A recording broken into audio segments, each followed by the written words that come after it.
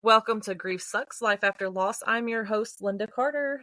I am solo today, which is really odd because I am procrastinating. When I came up with this idea to create this podcast, I definitely didn't think about doing it on my own, but here I am. So this week I didn't have a guest, and so we're just going to go with it.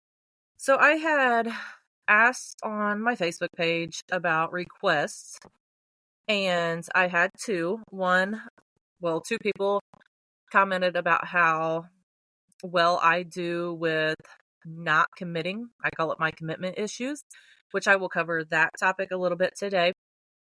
And then someone else asked me to cover kids and loss, and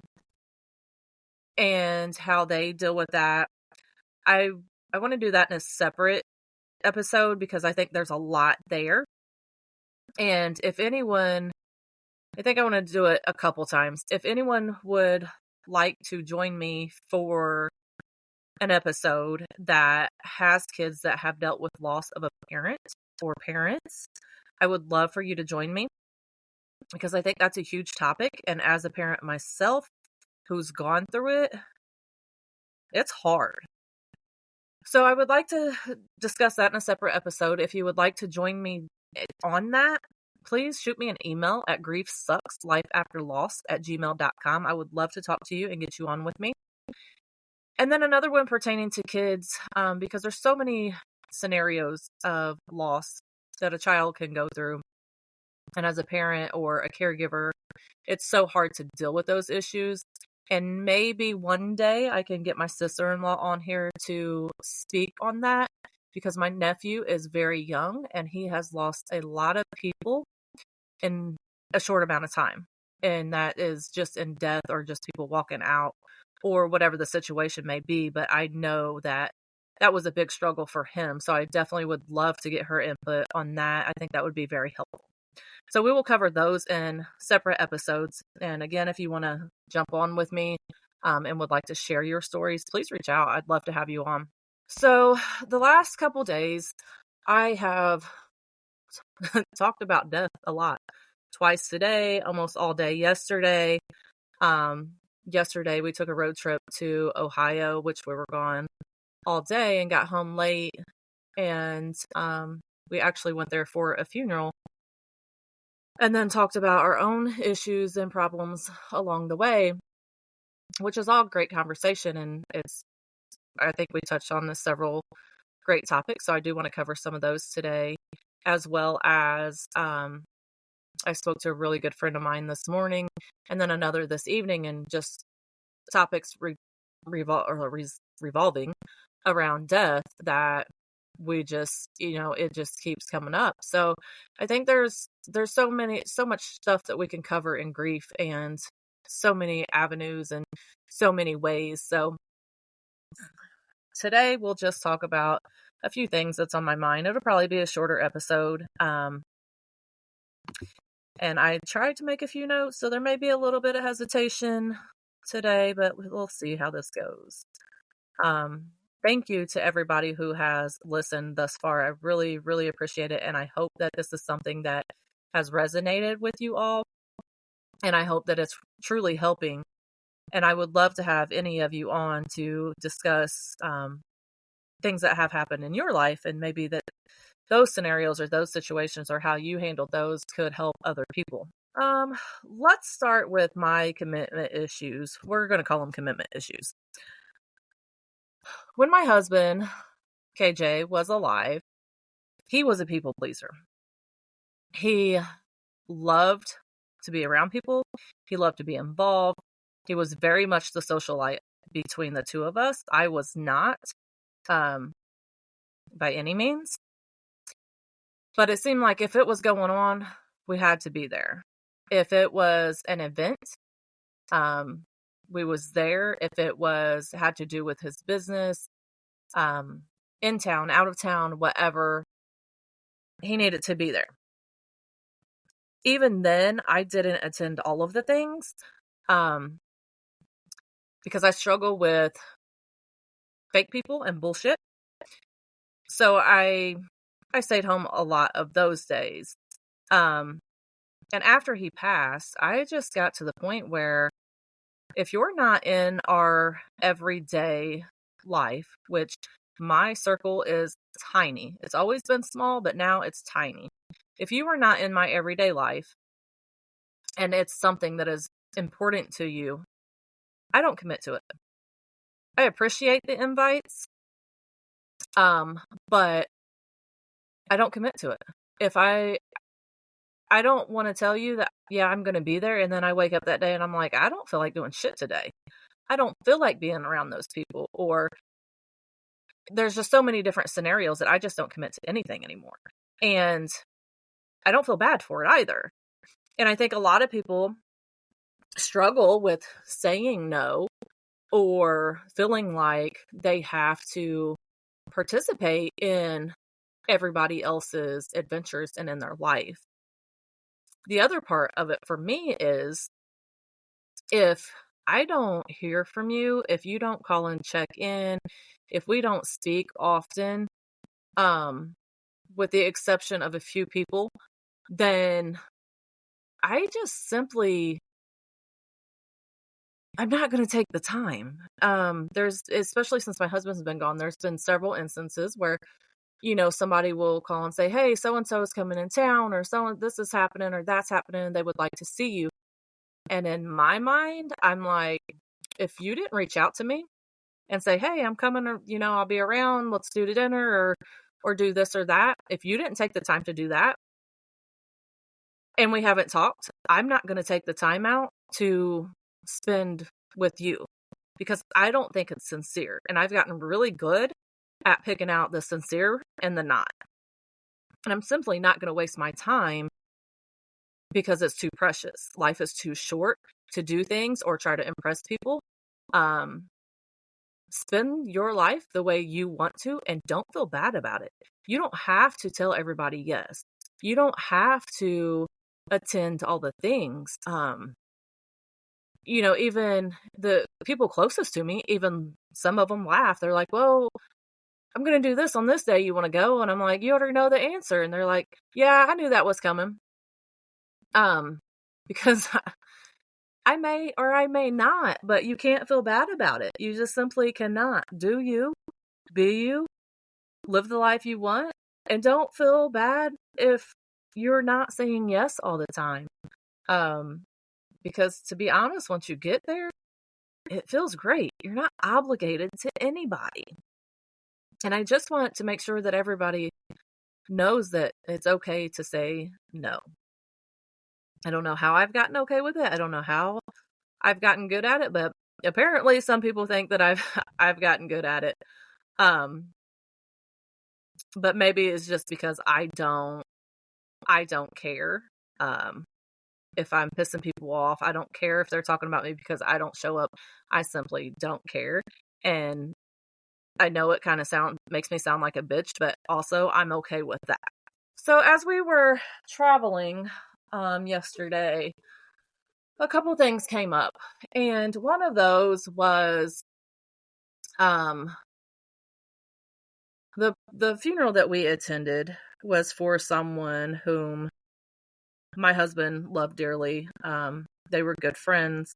My sister-in-law also was good friends with her. She was well known in the business that we were in, that my sister-in-law's still in. And it was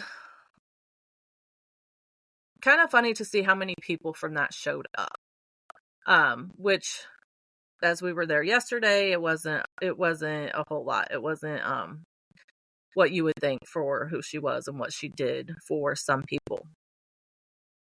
And we came across the topic of how social media, or I guess society in general, plays such a big part in either making people feel a certain way about death, or expectations, or so you have, some people, someone will die and it might not be someone as close to them, or it may, and they post over and over and over, and maybe it makes them feel better, and maybe it makes them people feel sorry for them.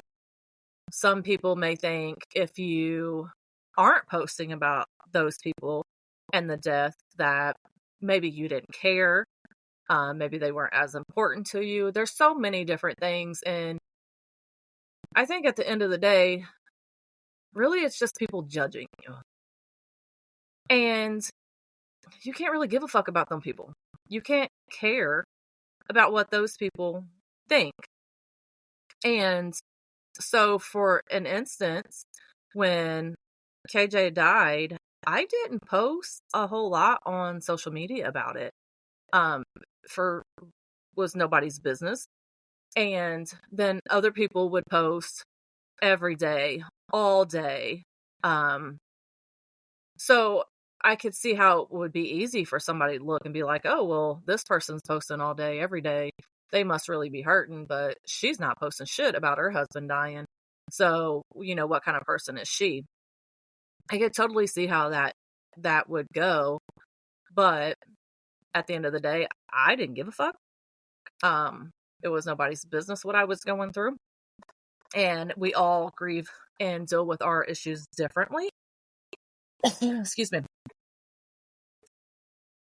So don't let the world of social media or general standards of society or whatever it is get to you or make you feel some type of way about whether you are talking about it or not talking about it, or talking about it too much or not.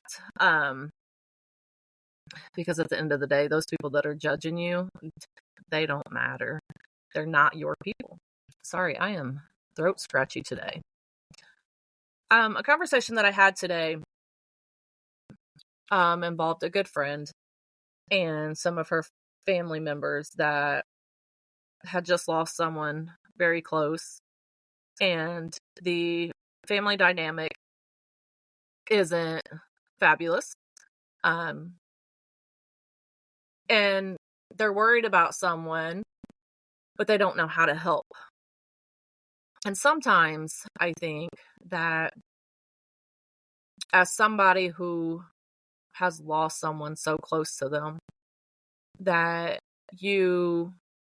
nobody can really help, if that makes sense. Like, there's no words. There is nothing anyone can say to her to make her feel better about her situation. There is nothing anyone can do to make her feel better. She has to go through this and learn how to grieve it and learn how to get through it. And sometimes you're in that mindset that it doesn't matter what anybody says or does. Some of my best friends just showed up and sat, and that worked for us. We didn't need to talk about it.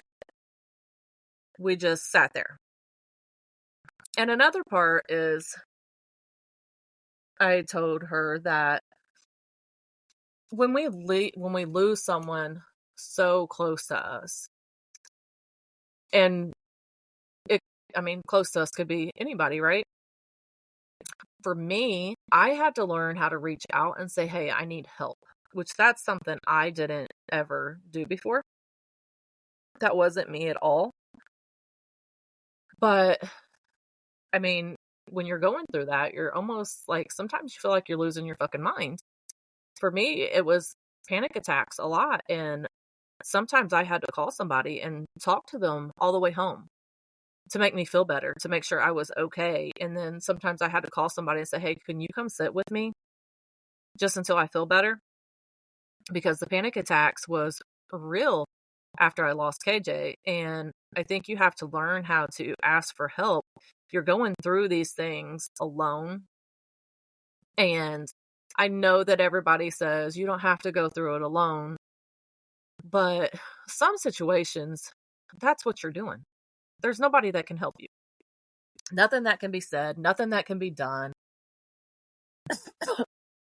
So you truly are going through it by yourself. Even if your best friend's sitting next to you, you still feel like you're going through it by yourself.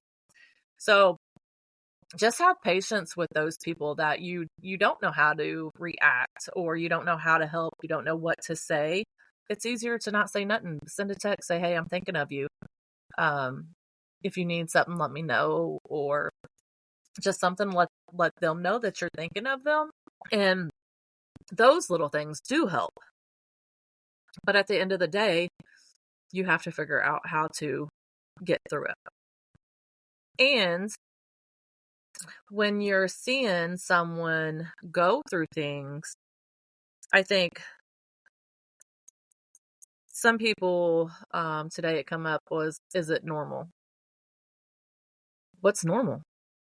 What's normal to me may not be normal to you, but you can't judge because you don't know what that person's going through. You have all may have lost, you could be in a situation where everybody has lost the same person, but every person is grieving that person differently. The situations are different, the relationships are different. So normal, everybody's going to have a different normal, I guess is what I'm trying to say. And so you shouldn't try to judge what is normal. Or if you see somebody who's grieving, doing something that you're like, what the fuck? Like, is that okay? Should they be doing that? Let them be. I mean, you got to give them time to get through their things, because look, sometimes I walk through the house talking to my husband. Sometimes I cuss his ass out more than once. And I look for redbirds every single day. To some people, that shit was not normal. They're probably looking at me like, this bitch done lost her mind. That's okay. That's absolutely okay. Sorry, I was trying to go back through my notes here. See what else we were going to talk about. If you can hear my dog, I apologize. I came upstairs, and then suddenly he wants to start barking. He's been asleep all damn night. Well, apparently I didn't take enough notes. So this is a short one today, because to be honest, I was not prepared, and I do apologize for that. We were sick for almost 2 weeks, so that put me behind on a lot of things. I hope that this is helping everyone. I will get back to a regular schedule of releasing every other Friday. When I'm solo, I have better notes so that it's not a quick podcast. And then if you guys have things that you would like me to cover, or you would like to join in, please shoot me an email. Join our Facebook page. I try to stay active on there.